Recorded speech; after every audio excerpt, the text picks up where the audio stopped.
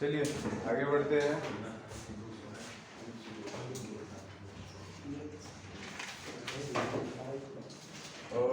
Exercise 5.3 खत्म हो रखा है। अब लास्ट एक्सरसाइज है 5.4। उसके लिए क्या क्या पढ़ना है हमें देख लेते हैं, ठीक है।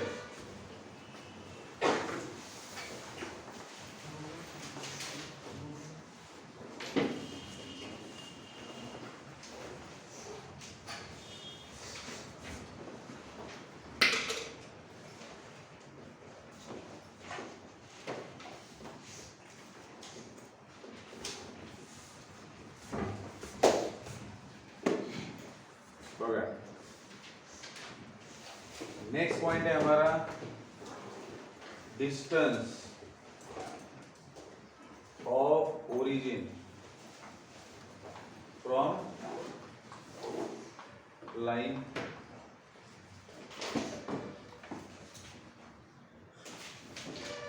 आपके पास एक लाइन है, ठीक है, प्लेन में कहीं पर भी लाइन है। उस लाइन का ओरिजिन से डिस्टेंस निकालने का फॉर्मूला क्या है ये समझना है और उसको याद रखेंगे। देखिए एक लाइन है आपके पास, कहीं पर भी हो सकती है, कहीं पर भी हो सकती है। मैंने यहां पर ली थी, ठीक है। अब ये लाइन है तो उसका इक्वेशन दिया हुआ रहेगा, तो ax plus b y plus c is equal to 0। ये इस लाइन का इक्वेशन है, ठीक है। अब एक काम करते हैं, हम ऐसा करते हैं, distance of A point, distance of A point from a line कर देते हैं, फिर इसका स्पेशल केस ओरिजिन वाला ले लेते हैं। वो जो पॉइंट क्या कह रहा हूं मैं, distance of a line from a point, दोनों में से कुछ भी बोल दो। Distance of a point from a line या distance of a line from any point, ऐसा करते हैं, distance of a line from any point. अब आपको क्या करना है, आपके पास एक लाइन दे रखा है, इस लाइन का, ये लाइन है प्लेन के अंदर, इस लाइन का किसी पॉइंट से डिस्टेंस कितना आता है ये आपको फाइंड आउट करना है। शाबाश बेटा, पहली लड़ाई जीत गया साहब। हाँ, तो we have any point P having coordinate x1 y1। Target ध्यान में आ रहा है क्या करना है, इस पॉइंट का दिए गए लाइन से डिस्टेंस निकालना है। तो गिवन क्या क्या है आपके पास, गिवन क्या क्या रहेगा, लाइन का इक्वेशन रहेगा, लाइन का इक्वेशन रहेगा, और जिस पॉइंट का, जिस लाइन से डिस्टेंस निकालना है उस पॉइंट का कोऑर्डिनेट दिया हुआ रहेगा। पूछेंगे क्या, एक प्लेन के अंदर का एक पॉइंट है, उसका कोऑर्डिनेट दिया हुआ रहेगा और एक लाइन दी हुई रहेगी। तो पॉइंट का लाइन से डिस्टेंस निकालना है कि ये पॉइंट इस लाइन से कितनी दूरी पर है, ये निकालना है आपको। तो क्या गिवन है वो सबसे पहले समझना पड़ेगा। लाइन का इक्वेशन गिवन है एंड जिस पॉइंट से लाइन का डिस्टेंस निकालना है वो पॉइंट के कोऑर्डिनेट गिवन है। तो देन डिस्टेंस d बोल देते हैं, distance d is equal to, या फिर p बोल देते हैं क्योंकि डिस्टेंस p लेने वाले हैं, स्मॉल p। तो distance small p is equal to क्या लिखेंगे, मॉड के अंदर ये जो पॉइंट है ना, जिस पॉइंट से आप लाइन का इक्वेशन निकाल रहे हो उसके कोऑर्डिनेट x की जगह पे डाल दो। क्या कह रहा हूं मैं, उसके कोऑर्डिनेट x की जगह पे डाल दो, ax1 plus by1 plus c, and divide कर दो उसको root of a square plus b square से। अब root of a square plus b square मतलब क्या, x और y की कोएफिशिएंट्स हो गई है। तो ये आ गया आपका फॉर्मूला। जरा एक मिनट देखिए फॉर्मूले की तरफ क्या दिख रहा है आपको, कि अगर आपको किसी भी पॉइंट का लाइन से डिस्टेंस निकालना है तो गिवन है आपके पास पॉइंट के कोऑर्डिनेट और लाइन का इक्वेशन। तो डिस्टेंस कैसे निकाला जा रहा है बेटा, डिस्टेंस है पॉजिटिव इसलिए मॉडुलस ले रखा है। मॉड के अंदर जो लिखा है वो क्या लिखा है, जिस पॉइंट से लाइन का डिस्टेंस निकाल रहे हो उस पॉइंट के कोऑर्डिनेट सीधा सीधा इक्वेशन में डाल दिए हैं। दिख रहा है आपको, इक्वेशन था ना ax plus by plus c, मुझे इस पॉइंट से इस लाइन कितनी दूरी पर ये निकालना था, तो मैंने क्या किया, मॉड के अंदर x और y की जगह पर ये दोनों कोऑर्डिनेट्स रख दिए। ये पर्टिकुलर वैल्यूज है, कुछ ना कुछ रहेगी, समझ आ रही बात। और डिवाइड किससे किया मैंने, x और y के कोएफिशिएंट के स्क्वायर के एडिशन के स्क्वायर रूट से। तो क्या, तो सबसे पहले तो फॉर्मूला आपको बस यही चीज याद रखनी है, ये आया कैसे अभी हम लोग देखने वाले हैं। लेकिन याद क्या रखना है, ये फॉर्मूला याद रखना है, ये टारगेट है आपका कि इसको याद रखा जाए। मतलब आपको अगर किसी ने बोल दिया कि भैया एक पॉइंट है P हैविंग कोऑर्डिनेट 3,4, एक लाइन है 2x + 3y + 6 = 0, इस पॉइंट के इस लाइन से डिस्टेंस निकालिए, अगर ऐसा कोई बोलता है तो फॉर्मूला कैसे इस्तेमाल होगा, डिस्टेंस P = मॉड के अंदर ये जो दोनों कोऑर्डिनेट्स है x और y की जगह पे जाएंगे। क्या दिखाई दे रहे हैं यहाँ पर फॉर्मूले के अंदर, लाइन का जो इक्वेशन है उसमें x और y की जगह पर कौन जा रहा है, P के कोऑर्डिनेट जा रहे हैं, तो ये दोनों कोऑर्डिनेट्स कहाँ पर जाएंगे, x और y की जगह पर जाएंगे। तो 2 + 3 + 3 4 + 6 डिवाइडेड बाय, किससे डिवाइड कर रहे हैं आप, रूट के अंदर x का कोएफिशिएंट क्या है 2 उसका स्क्वायर प्लस y का कोएफिशिएंट क्या है 3 उसका स्क्वायर। तो डिस्टेंस कितना मिलेगा आपको, 3 × 6 4 × 12 + 6 डिवाइडेड बाय √13, तो कितना है फाइनल डिस्टेंस 24/√13, तो ये आ गया आपका डिस्टेंस। तो डिस्टेंस निकालने के लिए फॉर्मूला समझ में आया आपको, ठीक है। अब ये फॉर्मूला आता कैसे है उसको डिराइव करेंगे एरिया ऑफ ट्रायंगल का इस्तेमाल करके, एरिया ऑफ ट्रायंगल का इस्तेमाल करके फॉर्मूला डिराइव करेंगे। उससे पहले हाँ चलिए, अब इससे पहले एक छोटी सी चीज मैं आपको बता देता हूँ। In general any line in plane is represented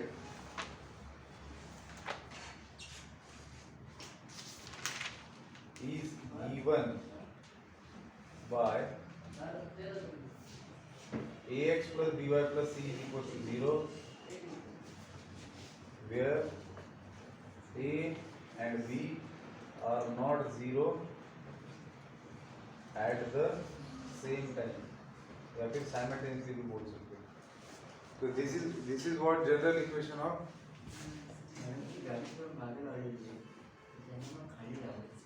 कोणती मॅडम, आणि स्टुडंट आज बाईक लावली त्यांना मी बोललो तेव्हा मी मयूर सरांशी बोललो म्हणून आणि सुशांत मॅनशी बोललो, मी सुशांत मॅनला बोललो होता त्याच्यामुळे खाली स्लोपवर लावायला सांगितले, मागं लावायला नाही सांगितलं मला।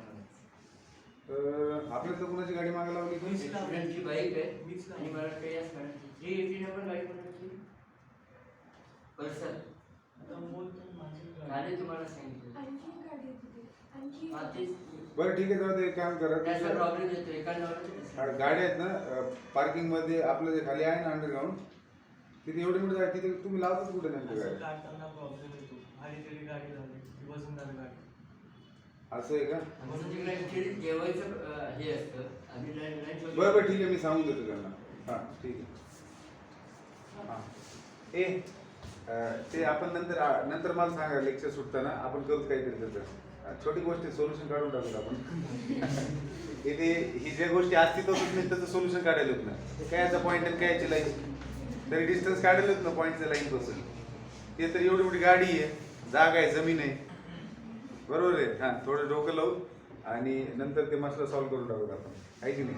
हां जीवन जगत असताना कोणाला आपल्यामुळे त्रास होईल असं वागायचं नाही आणि सगळ्यांना सोयीस्कर होईल अशा पद्धतीने करायचं। हालाकी दुसरा जरी करत नसेल तरी पण आपण आपल्याकडून, मी पण पहिले गाडी खालीच लावायचं, तुझे म्हणलं तसंच झालं, ते नंतर माझी गाडी जी बदलली ती हालत बी नाही जागेवरून लवकर, मी एवढा मोठा असून बी, मग मी म्हणले अरे पोरं कशा बी गाड्या लावतात, आपलीच गाडी काढता येत नाही, म्हणून मग मी वर लावायला लागलो, वर उन्हामध्ये जास्त तळपती ना गाडी, म्हणून मी आतमध्ये लावायचं अंडरग्राउंडमध्ये, जाऊ द्या म्हणून काहीतरी सोल्युशन काढावं लागते ना। चला तर जे गाडीवाले आहेत त्यांनी नंतर आठवण करून द्या, काहीतरी करूत आपण, ते माणूस परेशान दिसलं मला आहे की नाही, परेशान दूर करून टाकलं। इन जनरल ये क्या है, जनरल इक्वेशन ऑफ लाइन है। तो अगर आपको कोई जनरल इक्वेशन ऑफ लाइन आपके सामने रखता है और कहता है कि इस लाइन का स्लोप बताइए तुरंत, तो लाइन का स्लोप कैसे लिखा जाएगा, -a/b होता है। मतलब आपने क्या किया, लाइन का जो इक्वेशन दिया है उसके अंदर x और y के जो कोएफिशिएंट्स है उनका इस्तेमाल करके लाइन का स्लोप लिखा है आपने। तो स्लोप ऑफ लाइन क्या होता है, -a/b। कैसे लिखा, तो ये जो लाइन का इक्वेशन दिया है, अगर मैं इस इक्वेशन को इफ वी राइट इक्वेशन 1, इसको 1 बोल देता हूँ, in slope intercept form we get, चलिए इसको स्लोप इंटरसेप्ट फॉर्म में कैसे लिखा जाएगा, by is equals to minus ax minus c। Slope intercept form क्या होते हैं? y is equals to mx plus c होता है ना, y लेफ्ट हैंड साइड में होता है, तो y को लेफ्ट में रखा, बाकी दोनों को राइट हैंड साइड में भेज दिया, तो y is equals to minus a by b into x minus c by b। अब अगर मैं इसको now comparing this with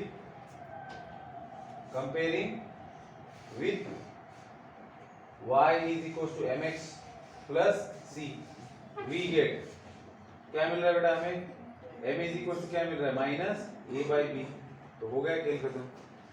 अगर आपको कोई ऐसा इक्वेशन देता है minus 3x plus 4y plus 6 is equal to 0 और आपको कहता है कि इस लाइन का स्लोप बताइए, तो आप क्या करेंगे?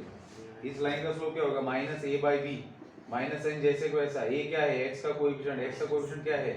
माइनस 3, और b क्या है? y का कोएफिशिएंट क्या है? वो 4। तो लाइन का स्लोप क्या होगा? 3/4। आई बात समझ में? तो जब भी आपको जनरल इक्वेशन ऑफ लाइन दिया हो और उसका अगर आपको स्लोप लिखना हो तो आप कैसे लिखेंगे slope? Minus a by b से। इसको याद रखना है। हाँ, और इंटरसेप्ट के बारे में तो मैंने बताया ही था कि जब भी लाइन का इक्वेशन दिया जाएगा तो x intercept and y intercept कैसे लिखा जाता है, बताया था। अगर x इंटरसेप्ट लिखना है तो y की वैल्यू 0 पुट करनी होती है, और y इंटरसेप्ट लिखना है तो x की वैल्यू 0 पुट करनी होती है। तो कोई भी लाइन का इक्वेशन दिया है, वो लाइन का x इंटरसेप्ट निकालना है तो उस लाइन में y की वैल्यू 0 रखिए, और y इंटरसेप्ट निकालना है तो x की वैल्यू 0 रखिए। तो ये तो क्लियर है हमें। अब आप मुझे बताइए कि ये आपकी लाइन है, ठीक है, इस पॉइंट से इस लाइन का डिस्टेंस निकालना होता है, मतलब परपेंडिकुलर डिस्टेंस निकाला जाता है, ठीक है। तो इस पॉइंट को मैं बोल देता हूँ a, ठीक है, और इसको बोलेंगे कुछ m, और ये जो डिस्टेंस है उसको हमने स्मॉल p से डिनोट किया है क्योंकि स्टैंडर्ड नोटेशन उन्होंने यूज किया है, तो हम लोग भी स्मॉल p बोलते हैं। स्मॉल p क्या है? Distance of a line from any point p। तो am है p, तो आपका टारगेट क्या है? p का वैल्यू निकालना, मतलब डिस्टेंस निकालना। लेकिन डिस्टेंस निकालने के लिए आपको फॉर्मूला कैसे बनाना है? जो गिवन है उसके अंदर इस्तेमाल होना चाहिए। और गिवन क्या है? लाइन का इक्वेशन दिया हुआ है और पॉइंट के कोऑर्डिनेट दिए हैं। तो इन्हीं दो चीजों का इस्तेमाल करके मैं ये डिस्टेंस कैसे लिख सकता हूँ? तो ऐसे लिख सकता हूँ। और ये आया कहाँ से? तो देखिए, अगर मैं ए पॉइंट को इस y इंटरसेप्ट से जोड़ देता हूँ और ए पॉइंट को इस x इंटरसेप्ट से, और इनका नामकरण कर देते हैं ABC, तो आप लोग मुझे c का कोऑर्डिनेट बता सकते हो और b का कोऑर्डिनेट बता सकते हो। अब देखिए, c का कोऑर्डिनेट बताना है, मतलब ये जो लाइन है ये x एक्सिस को कट कर रही है, मतलब c पॉइंट के कोऑर्डिनेट्स क्या होंगे? x इंटरसेप्ट होगा कौन? इस लाइन का। तो इस लाइन के इक्वेशन में अगर आप y 0 पुट कर देते हो तो आपको अपने आप ये पॉइंट के कोऑर्डिनेट मिल जाएंगे। देखो, लाइन का इक्वेशन क्या दिया है? ax plus by plus c equals to 0 दिया है। अब अगर मुझे इस पॉइंट का कोऑर्डिनेट चाहिए, इस पॉइंट का कोऑर्डिनेट चाहिए कि नहीं, तो ये पॉइंट कहाँ पर है? x एक्सिस पर है, मतलब इसका y कोऑर्डिनेट 0 है। तो क्योंकि ये पॉइंट लाइन के ऊपर लाई कर रहा है तो इसके कोऑर्डिनेट्स क्या करेंगे? इस इक्वेशन को सेटिस्फाई करेंगे ना, मतलब y का वैल्यू अगर मैं 0 रखता हूँ तो मुझे अपने आप x का वैल्यू मिल जाएगा। समझ में आ रही बात? तो इसका प्रूफ देखते हैं अभी। तो put y is equals to 0 in ax plus by plus c is equals to 0। अब ये c है और ये c है, तो दोनों में कंफ्यूजन हो जाएगा, तो इसको मैं d बोल देता हूँ, ठीक है। Put y is equals to 0 in this equation, then क्या मिलेगा बेटा आपको? y का वैल्यू अगर 0 रख दिया तो क्या मिल रहा है आपको? ax is equals to minus c, that is x is equals to minus c by a, and therefore d has coordinates minus c by a, 0। हे कळतंय का तुम्हाला? कमी माझं येडवणी एकटाच दिसतोय। माइनस c by a, 0 हे कोणाचे कोऑर्डिनेट झाले रे? d चे। सिमिलरली b के कोऑर्डिनेट्स क्या हो जाएंगे? Minus c by b, 0 minus c by b। अगर मुझे b का कोऑर्डिनेट निकालना है तो ये क्या है? लाइन y को जहां इंटरसेक्ट कर रही है वही पॉइंट है, मतलब लाइन का वो क्या है? y इंटरसेप्ट है ना। और लाइन का y इंटरसेप्ट कैसे निकाला जाता है? दिए गए इक्वेशन के अंदर x की जगह पर 0 रखेंगे तो y इंटरसेप्ट मिल जाएगा। x 0 रख दिया तो y इज इक्वल टू क्या बन गया? माइनस c by b, ठीक है। और यहाँ पर मैं लिख सकता हूँ similarly b has coordinates 0, minus c by b। Now area of triangle बताइए। Area of triangle A B D, क्या लिख सकता हूं मैं area of triangle ABD? Half into base into height. Base क्या लिया? बीडी, तो हाइट क्या बन जाएगा? पी। इस ट्रायंगल के लिए बेस अगर बीडी लेता हूं तो हाइट क्या बनेगा? एम। अब half into area of triangle, half into BD. BD कितना है बेटा? बीडी कैसे निकाल जाएगा? डिस्टेंस फॉर्मूले से निकाल सकते हो। तो रूट के अंदर क्या हो जाएगा? Minus c by a minus 0 का होल स्क्वायर, मतलब c square by a square plus 0 minus of minus plus c square by b square. तो इसमें से आप सी को बाहर निकाल सकते हो, सी बाय 2, और रूट के अंदर क्या बचेगा आपके पास? A square plus b square divided by a square b square. ठीक है, and this is equal to c by 2 into root के अंदर a square plus b square divided by a b. ये बाहर निकलेगा ना? अब इसको मॉड के अंदर डाल देते हैं, क्योंकि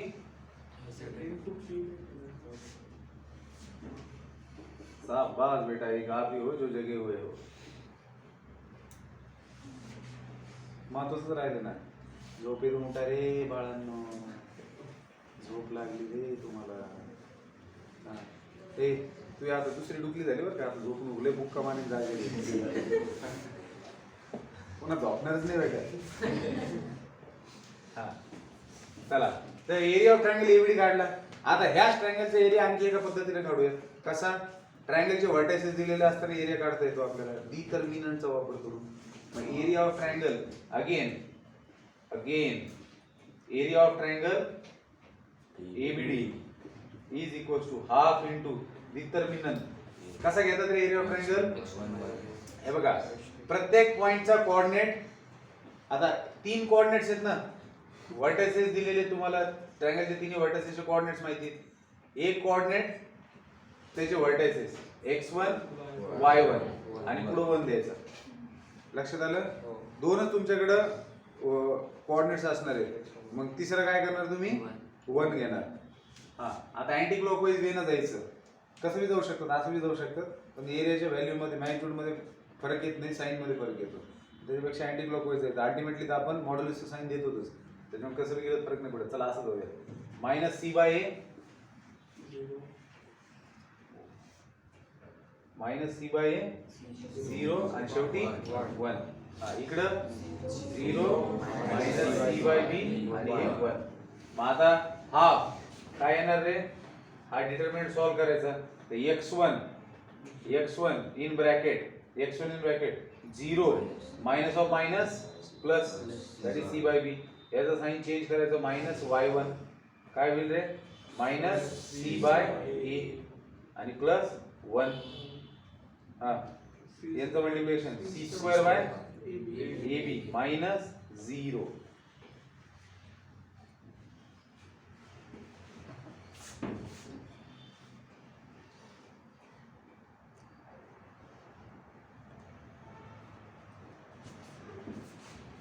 चलिए इसको सिंप्लीफाई करते हैं। This is equal to half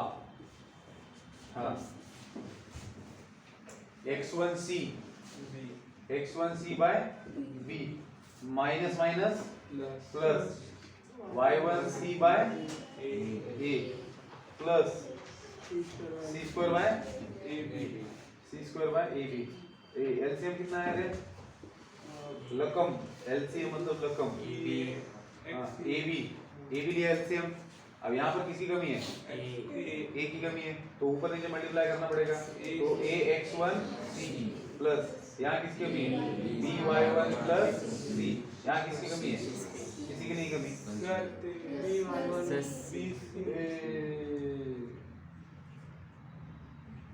ठीक है, हाँ चला। ए काय वेळे रे आता? हाफ इंटू काय कॉमन निघते वरतून? c। ते कॉमन काढायचं का? हा, मग ब्रॅकेट मध्ये काय राहिलं? a1 plus by1 plus c divided by ab। ये आले सुद्धा मॉड्यूल मध्ये, काय मॉड्यूल मध्ये घ्यायचं आपल्या, मॉड्यूल 1 2 3 प्रयास जो करना है। ठीक है, इसको मॉड्यूल में ले लिया। हाँ, तो अब क्या है, ये दोनों मॉड्यूल क्या दिखा रहे हैं आपको? एरिया ऑफ ट्रायंगल, एक ही ट्रायंगल का ये दोनों मॉड्यूल है, तो इनको आप इक्वेट कर सकते हो। तो इसको बोलेंगे इक्वेशन नंबर 1 और इसको बोलेंगे इक्वेशन नंबर 2। तो from one and two none, from one and two none. Equation 1 and 2 क्या मिल जाएगा आपको? कहाँ गया इक्वेशन 1? ये यहाँ आया। हाँ वही जो इसने बोला वही। तो क्या होगा? P इंटू डिटरमिनेंट के अंदर C बाय 2 इंटू रूट के अंदर a square plus b square divided by ab is equal to half determinant के अंदर c in bracket ax1 plus by1 plus c divided by ab। हाँ चलो आता काटाकाटी, आता संक्रांत आली काटाकाटी। हाँ तो मॉड्यूलस को तो सबसे पहले हटा देंगे, हट गया मान लो, मन के अंदर हटा दो उसको, और 2 को भी हटा दिया। अब निकालना क्या है बेटा? p निकालना है ना, तो therefore p is equal to क्या आ गया? p इज इक्वल टू क्या आ गया? ax1 plus by1 plus c divided bye A square plus B square. तो डिस्टेंस है तो इसको मॉड्यूलस डाल दो, क्या पता कभी नेगेटिव आ जाए। ठीक है, हाँ तो डिस्टेंस क्या आ गया? ये आ गया। अब ये हमने क्या किया? Distance of a line from any point P। अब आपको बस इतना ये फॉर्मूला ही याद रखना है। आपको क्या याद रखना है? बस ये फॉर्मूला याद रखना है। आया कैसे ये समझा दिया, ये समझ के लेना है और फॉर्मूला याद रखना है। आई बात समझ में? अब इसका स्पेशल केस देखते हैं। क्या स्पेशल केस है? कि जैसे distance of a line from a point देखा, तो अगर मैं आपसे पूछता हूं कि distance of a line from Arijit सिंग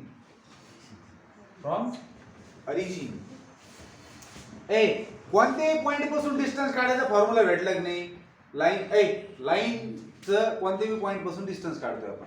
अब मान लो कौन भी पॉइंट ओरिजिन है, अब अगर वो कौन भी पॉइंट ओरिजिन है तो क्या करेंगे डिस्टेंस निकालने के लिए?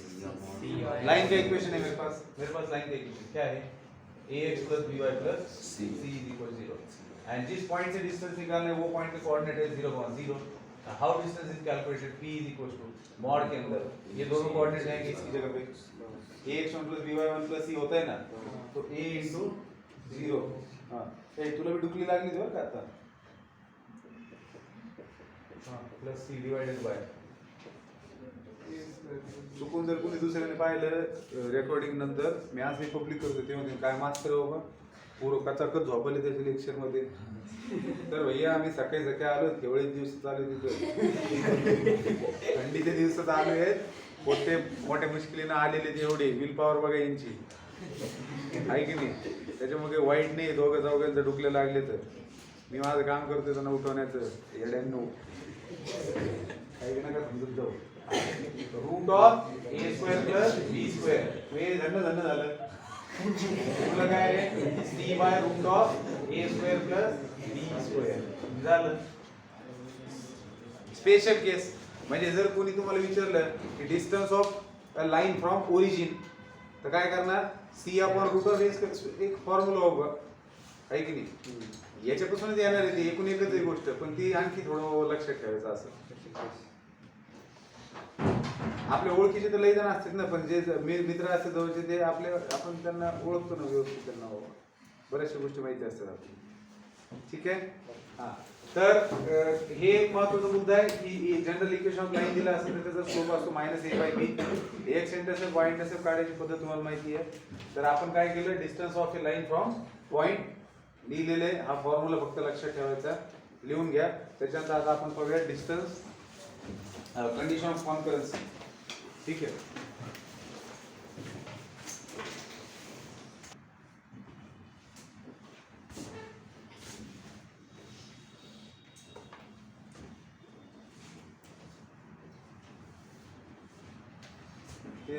मुलं तर हुशार असतील ना तर त्यांनी 12वी चालू व्हायच्या पहिले डिसिजन घ्यायला पाहिजे ना तिथे पोरांनी, नाही तर आणखी त्यांच्याच नादाला लागले तर गेली 12वी। मग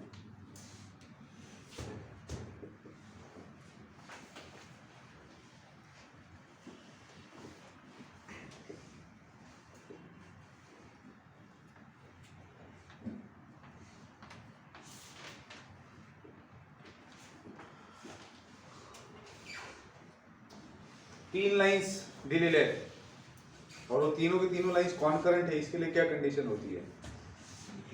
a1x plus b1y plus c1 is equals to 0, a2x plus b2y plus c2 is equals to 0, a3x plus b3y plus c3 is equals to 0। दो लाइंस हमेशा इंटरसेक्ट करती है। तीन लाइन जरूरी नहीं कि कॉन्करेंट हो, कॉन्करेंट मतलब एक ही पॉइंट में से पास हो। तीनों लाइन जरूरी है कि एक ही पॉइंट में से पास हो ना। तो अगर पास होती है तो उसके लिए कंडीशन क्या है आपके पास? तो देखिए सबसे पहले तो ये बात समझ लीजिए कि कई बार ऐसे होता है कि जो लाइन से तीन इक्वेशन दिए उसमें से किसी इक्वेशन में कांस्टेंट राइट साइड में दिया है, किसी में लेफ्ट में दिया है।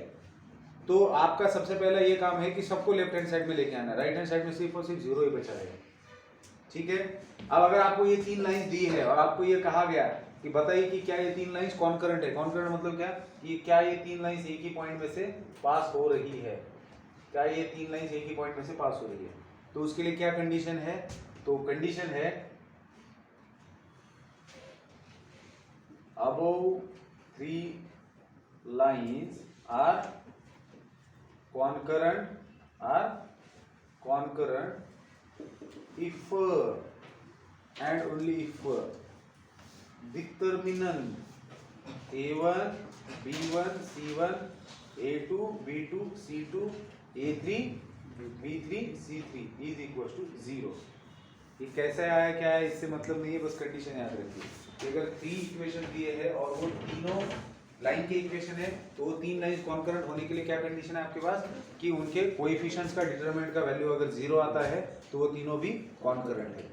रहेगी बात याद में? हाँ चलिए अब आगे बढ़ते हैं। Distance between parallel lines. Distance between parallel, अगर दो लाइंस पैरेलल है बेटा, अगर दो लाइंस पैरेलल है तो उनका इक्वेशन में क्या आपको सिमिलरिटी दिखाई देती है? हाँ चलिए स्लोप उनका सेम होता है, बात सही है। लेकिन आपको कैसे पता चलेगा कि दो लाइंस दी है आपको तो वो दो लाइंस पैरेलल है? सिर्फ इक्वेशन की तरफ देखिए, हाँ वो कंडीशन है। देखिए अगर मेरे पास दो इक्वेशन है ax plus by plus c1 is equal to 0 और दूसरा इक्वेशन है ax plus by plus c2 is equal to 0, तो इनको हम लोग पैरेलल लाइंस कहेंगे। क्यों? क्योंकि देखिए इसमें x के जो कोएफिशिएंट्स होते हैं वो सेम होते हैं, x और y के कोएफिशिएंट सेम होते हैं। सिर्फ फर्क किसमें होता है? इन दोनों के अंदर फर्क होता है। दो लाइंस के इक्वेशन दिया और उनमें सिर्फ अगर कांस्टेंट अलग अलग है तो समझ लीजिए वो क्या है? पैरेलल लाइंस है। अब अगर मान लो मैं इसी इक्वेशन में a1 b1 कर देता हूं और a2 b2 कर देता हूं तो ये आपके दो इक्वेशंस है। तो लाइंस आर पैरेलल। देखो आपने वो कंडीशंस पढ़ी होगी कि if number a1 by a2 b1 by b2 and c1 by c2 दे रखा है। अगर ये तीनों के तीनों इक्वल है तो गिवन लाइंस आर कोइंसिडेंट। और अगर ये दोनों रेशोज बराबर है but this is not equal to c1 by c2 then given lines are parallel. और तीसरी कंडीशन क्या होती है? इंटरसेक्टिंग की कंडीशन क्या होती है? a1 by a2 is not equal to b1 by b2 और इसका हाँ मतलब यही तो सबसे पहले देखा जाएगा ना। तो लाइंस क्या होती है? इंटरसेक्ट होती है मतलब that has exactly one solution. यहाँ होते हैं नो सॉल्यूशन, क्योंकि पैरेलल लाइंस इंटरसेक्ट नहीं करते सॉल्यूशन कहाँ आएगा? और ये ओवरलैपिंग होने की वजह से यहाँ होते हैं इनफाइनाइट सॉल्यूशन। तो ये तो मैंने ऐसे ही बता दिया। मेन चीज आपको क्या ध्यान में रखनी है? If we have two lines parallel then coefficients of x and y are same, सिर्फ c1 और c2 फर्क रहेगा। तो हमें क्या फाइंड आउट करना है बेटा? हमें देखना है डिस्टेंस बिटवीन पैरेलल लाइंस। तो डिस्टेंस बिटवीन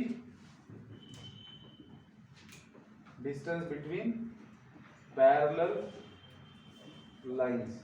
तो दो लाइंस लेनी पड़ेगी जो कि पैरेलल है। तो कैसे लेंगे? Let ax plus by plus c1 is equal to 0 and ax plus by plus c2 is equal to 0. Let these two be parallel lines. Let p having coordinate x1 y1 be any point on line 1. इसको 1 बोल देते हैं, इसको 2 बोलते हैं. मान लेते हैं कि लाइन 1, इक्वेशन 1 जो लाइन को रिप्रेजेंट कर रहा है, उस लाइन के ऊपर का कोई भी एक पॉइंट लिया. आपको दो पैरेलल लाइंस के बीच का डिस्टेंस निकालना है ना. ये ऐसी आपकी दो पैरेलल लाइंस है.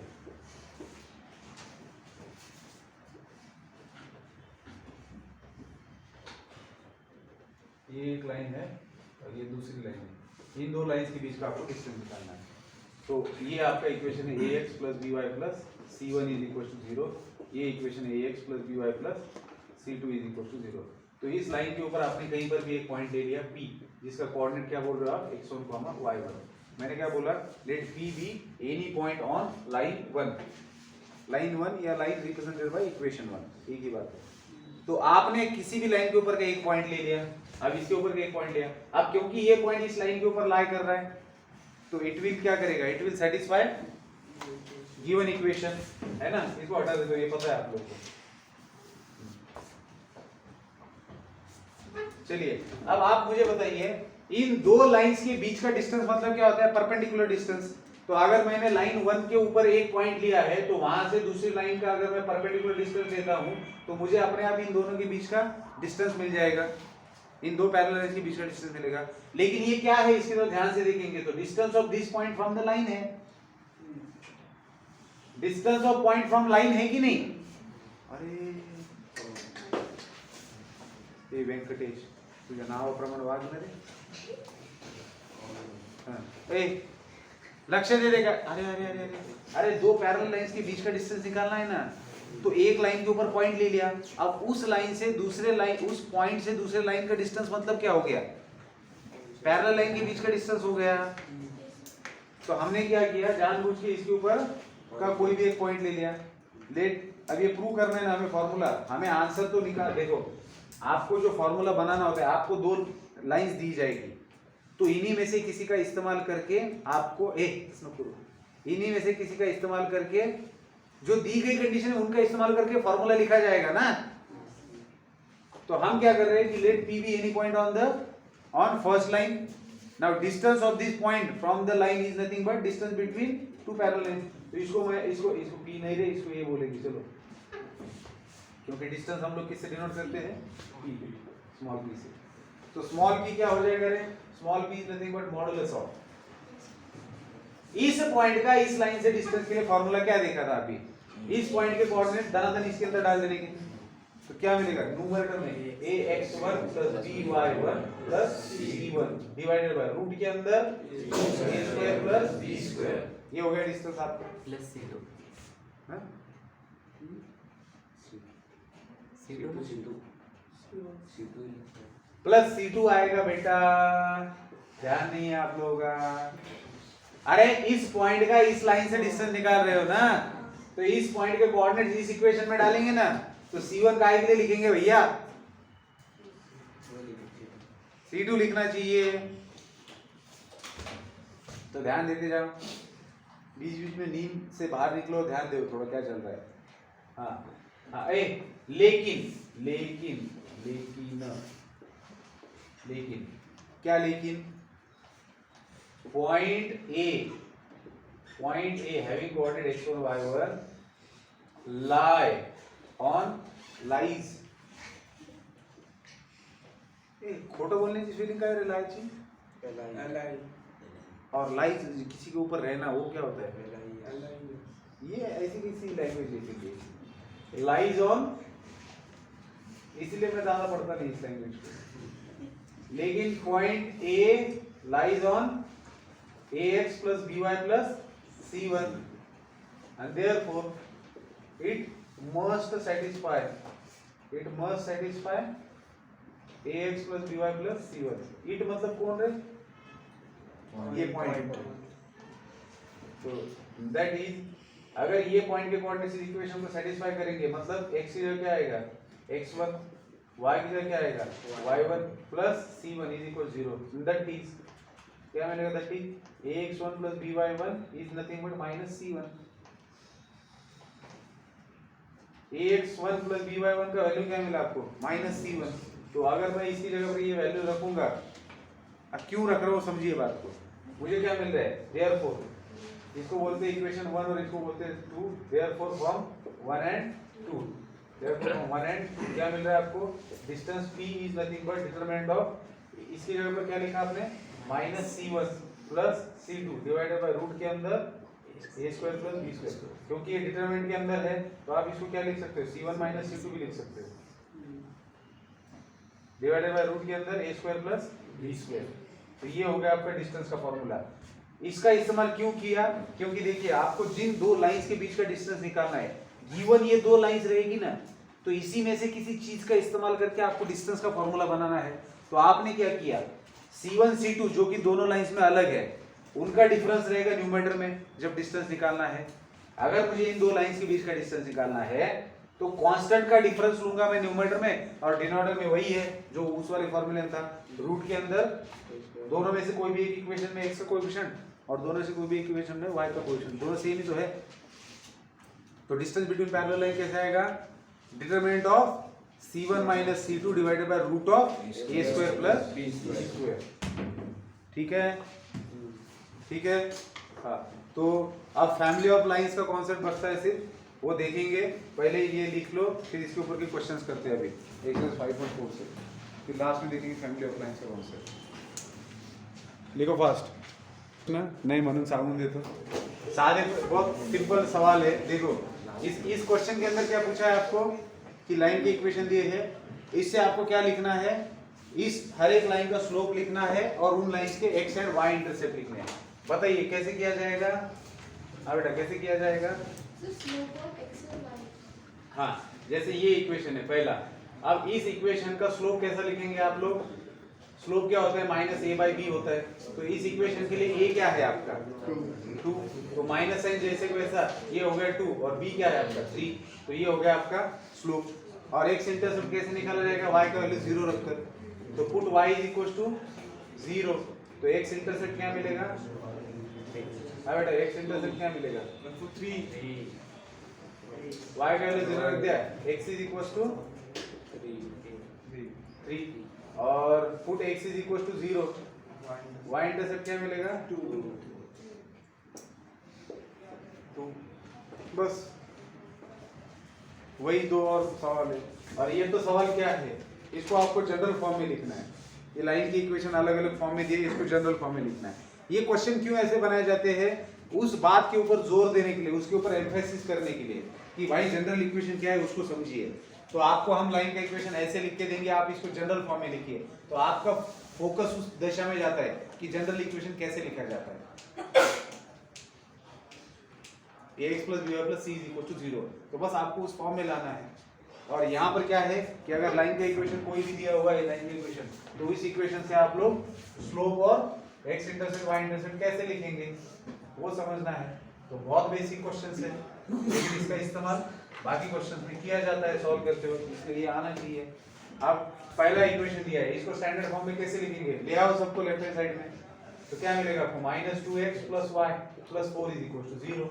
आपको चाहिए तो आप इसको माइनस से मल्टीप्लाई करके 2x - y - 4 = 0 हो गया स्टैंडर्ड फॉर्म। दूसरे इक्वेशन का स्टैंडर्ड फॉर्म क्या हो जाएगा, हाँ बेटा y - 4 = 0, 0 × x + y - 4 = 0 हो गया standard form. ax + by + c = 0। तीसरा 4x + 4y 4x + 2y - 8 = 0, simplify करके भी लिख सकते हो 2 से डिवाइड करके। एंड चौथा क्या होगा 2x - 3y - 6 = 0। ठीक है, 0 अरे 0 हो जाएगा भैया, 0 हो जाएगा, उधर वर्क है ना वो इससे। अब इसमें आपको और स्टैंडर्ड फॉर्म में लिखना है, तो आप इसको ब्रैकेट डाल दो, फिर यहाँ पर माइनस माइनस, सॉरी यहाँ पे माइनस माइनस आया है, तो आप इसको ऐसे भी लिख सकते हो 2x + -1y + -4 = 0। अब a b c की वैल्यू कंपेयर करने के लिए, क्योंकि जनरल फॉर्म में प्लस का साइन होता है ना, ठीक है, समझने वाला था क्वेश्चन। आई बात समझ में? ठीक है, तो कल इसके ऊपर के सारे क्वेश्चन करेंगे। 20 क्वेश्चन दिए हुए एक्सरसाइज के अंदर, अच्छे क्वेश्चन है सारे। याद रखना थर्ड और फोर्थ एक्सरसाइज के ऊपर आपका फोकस रहना चाहिए एग्जाम पॉइंट ऑफ व्यू से, और मिसलेनियस पूरा सॉल्व करेंगे साथ में। मिलते हैं कल।